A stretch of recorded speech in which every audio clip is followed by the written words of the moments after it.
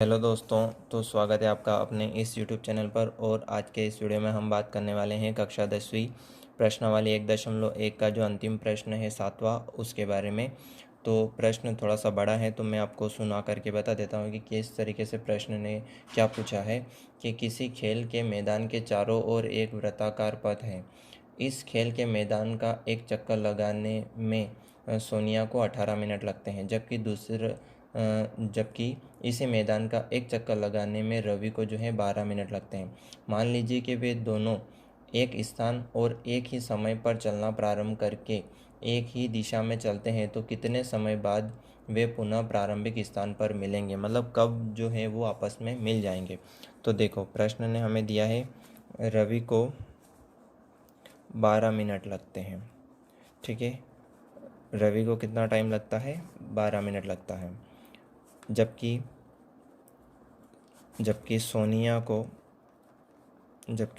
को 18 मिनट लगते हैं। ठीक है, 18 मिनट लगते हैं। ये जो है हमें प्रश्न में दिया गया है। एक समय बाद दोनों अपने जो है अपने प्रारंभिक स्थान पर होंगे। अब कितने समय बाद होंगे, यह हमसे पूछा है। तो वह समय जो होगा वो होगा 12 और 18 का एलसीएम, यानी कि आपको जो है इसका महत्तम समावर्तक नहीं और एलसीएम निकालना है, मतलब लघुत्तम समावर्तक आपको निकालना है। तो 18 के अभाज्य गुणनखंड क्या हो जाएंगे? 2 गुणे 3 गुणे 3।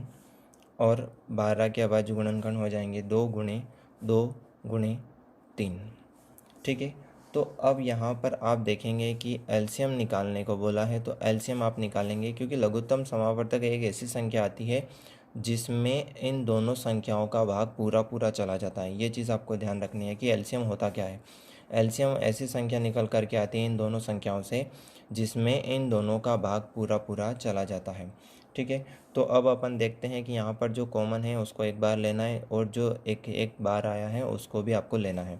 यानी कि एक बार जो कॉमन आया है वो आया है 2, इसके बाद में 3 बचा है तो 3 लिखना है। 3 भी देखो कॉमन है, तो 3 को भी एक ही बार लिखना है। लेकिन एक 3 और बच जाएगा, उसको भी आपको लिख लेना है। इसके बाद में एक 2 और बचा हुआ है, तो इसको भी आपको लिखना है। ठीक है, जो कॉमन आया है उसको एक बार, और जो बच गया है उसको भी आपको फिर से लिखना है। कुछ इस तरीके से ध्यान देना है। ठीक है, तो अब आप इसका गुणा करेंगे तो ये हो जाएगा 3 तिया 9, 9 दूनी 18 और 18 दूना 36। तो एलसीएम बन जाएगा आपका 36, यानी कि 36 मिनट बाद जो है वो दोनों आपस में मिल जाएंगे। तो आपको ये वाली लाइन लास्ट में लिखना है इस प्रकार: रवि और सोनिया 36 मिनट बाद में प्रारंभिक स्थान